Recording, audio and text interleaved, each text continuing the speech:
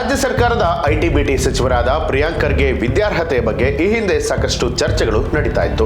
2023ರ ವಿಧಾನಸಭಾ ಚುನಾವಣೆ ವೇಳೆ ಕೂಡ ಈ ಒಂದು ವಿಚಾರ ಭಾರಿ ಸದ್ದು ಮಾಡಿತ್ತು.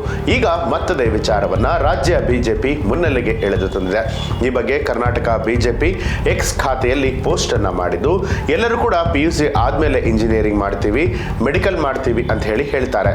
ಆದರೆ ಪ್ರಿಯಾಂಕ್ ಖರ್ಗೆ PUC ಆದ್ಮೇಲೆ SSLC ಸೇರ್ತೇನೆ ಅಂತ ಹೇಳ್ತಾರೆ ಅಂತ ಹೇಳಿ ಬಿಜೆಪಿ ನಾಯಕರು ವ್ಯಂಗ್ಯವಾಡಿದ್ದಾರೆ. ಇನ್ನು ಈ ಒಂದು ಪೋಸ್ಟ್ ಜನರಿಗೆ ಆಹಾರವಾಗಿದ್ದು ಸೋಷಿಯಲ್ ಮೀಡಿಯಾದಲ್ಲಿ ಕಂಟೆಂಟ್ಗಳ ಹಾವಳಿ ಶುರುವಾಗಿದೆ. ರಾಜ್ಯ ಕಾಂಗ್ರೆಸ್ನಲ್ಲಿ ಸಂಚಲನ ಉಂಟು ಮಾಡುವಂತಹ ಅತ್ಯಂತ ನಿರ್ಣಾಯಕ ತೀರ್ಮಾನ ಕೈಗೆತ್ತಿಕೊಳ್ಳುವುದಕ್ಕೆ ಪಕ್ಷದ ಹೈಕಮಾಂಡ್ ಮಾನಸಿಕವಾಗಿ ಸಿದ್ಧವಾಗಿದೆ. ಇದರೊಂದಿಗೆ ಸಂಪುಟ ಪುನರ್ರಚನೆಯೋ ಅಥವಾ ನಾಯಕತ್ವ ಬದಲಾವಣೆಯೋ ಅನ್ನುವಂತಹ ಪ್ರಶ್ನೆಗೆ ಉತ್ತರ ಸಿಗುವಂತಹ ಕಾಲ ಸಮೀಪ ಆಗ್ತಾ ಇದೆ. ನವೆಂಬರ್ ಕ್ರಾಂತಿ ಅನ್ನುವಂತಹ ಬಹುಚರ್ಚಿತ ರಾಜಕೀಯ ವಿದ್ಯಮಾನ ನವೆಂಬರ್ ತಿಂಗಳಿನಲ್ಲೇ ಘಟಿಸುವಂಥದ್ದು ಖಚಿತ ಅಂತ ಹೇಳಲಾಗ್ತಾ ಇದೆ. ಬಿಹಾರ ಚುನಾವಣೆಯ ಫಲಿತಾಂಶ ಪ್ರಕಟ ಆಗ್ತಿದ್ದ ಹಾಗೆ ಈ ಒಂದು ನಿಟ್ಟಿನಲ್ಲಿ ಕಸರತ್ತು ಆರಂಭ ಆಗುತ್ತೆ. ಅಲ್ಲಿಗೆ ರಾಜ್ಯ ಕಾಂಗ್ರೆಸ್ನ ಅಧಿಕಾರ ರಾಜಕಾರಣದ ಸಂಘರ್ಷವು ನವೆಂಬರ್ ಅಂತ್ಯದ ಹೊತ್ತಿಗೆ ಮಹತ್ವದ ತಿರುವನ್ನ ಪಡೆದುಕೊಳ್ಳಲಿದೆ. ಇನ್ನು ಮುಖ್ಯಮಂತ್ರಿ ಸಿದ್ದರಾಮಯ್ಯ ಅವರಿಗೆ ಅಧಿಕಾರದಲ್ಲಿ ಮುಂದುವರಿಯುವಂತಹ ಅಪೇಕ್ಷೆ. ಹೈಕಮಾಂಡ್ ಒಪ್ಪಿದ್ರೆ 5 ವರ್ಷವೂ ಕೂಡ ತಮ್ಮದೇ ಆಡಳಿತ ಅಂತ ಹೇಳಿ ಅವರು ಈಗಾಗಲೇ ಹೇಳಿದ್ದಾರೆ. ಸಿಎಂ ಹೇಳಿದ ಮೇಲೆ ಮುಗಿತು, ಅವರು ಹೇಳಿದಂತೆ ಕೇಳ್ತೇವೆ ಅಂತ ಹೇಳಿ DCM DK ಶಿವಕುಮಾರ್ ಇದಕ್ಕೆ ಪ್ರತಿಕ್ರಿಯೆಯನ್ನ ಕೊಟ್ಟಿದ್ದಾರೆ. ಧರ್ಮಸ್ಥಳ ಸುತ್ತಮುತ್ತ 100 ಶವಗಳನ್ನ ಹೂತಿಡಲಾಗಿದೆ, ಉತ್ಖನನವನ್ನ ಮಾಡಿ ತನಿಖೆಯನ್ನ ನಡೆಸಿ ಅಂತ ಹೇಳಿ ತಾವೇ ಕೊಟ್ಟಂತಹ ದೂರನ್ನ ಇದೀಗ ವಜಾಗೊಳಿಸಿ ಅಂತ ಹೇಳಿ ಹೈಕೋರ್ಟ್ಗೆ ಬುರ್ಡೆ ಗ್ಯಾಂಗ್ ಅರ್ಜಿಯನ್ನ ಸಲ್ಲಿಸಿದೆ. ಇನ್ನು ಹೈಕೋರ್ಟ್ಗೆ ಸಲ್ಲಿಸಿದ ಅರ್ಜಿಯಲ್ಲಿ SIT ತನಿಖೆ ಈ ಬಗ್ಗೆ ಅಸಮಾಧಾನವನ್ನ ವ್ಯಕ್ತಪಡಿಸಿರುವಂಥದ್ದು.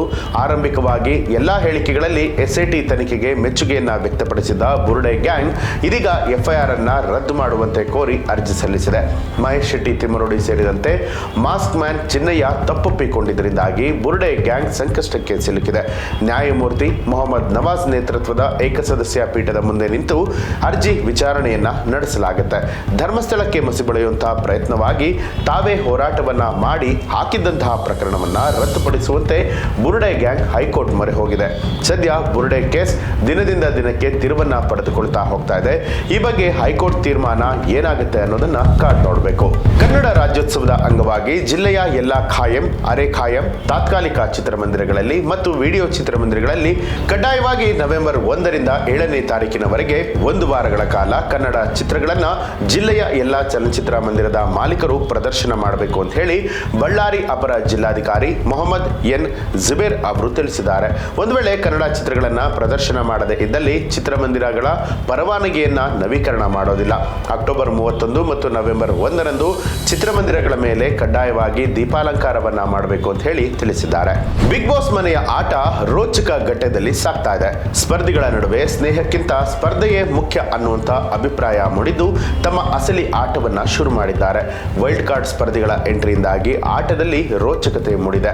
ಇದೀಗ ಮತ್ತೊಬ್ಬರು ಸ್ಪರ್ಧಿ ವಾರದ ಮಧ್ಯದಲ್ಲೇ ಬಿಗ್ ಬಾಸ್ ಮನೆಯಿಂದ ಹೊರಗಡೆ ಬಂದಿದ್ದಾರೆ ಅಂತ ಹೇಳಲಾಗಿದ್ದು, ವೈಯಕ್ತಿಕ ಕಾರಣದಿಂದಾಗಿ ಮಲ್ಲಮ್ಮ ಅವರು ಬಿಗ್ ಬಾಸ್ ಮನೆಯಿಂದ ಹೊರಗಡೆ ಬಂದಿದ್ದಾರೆ.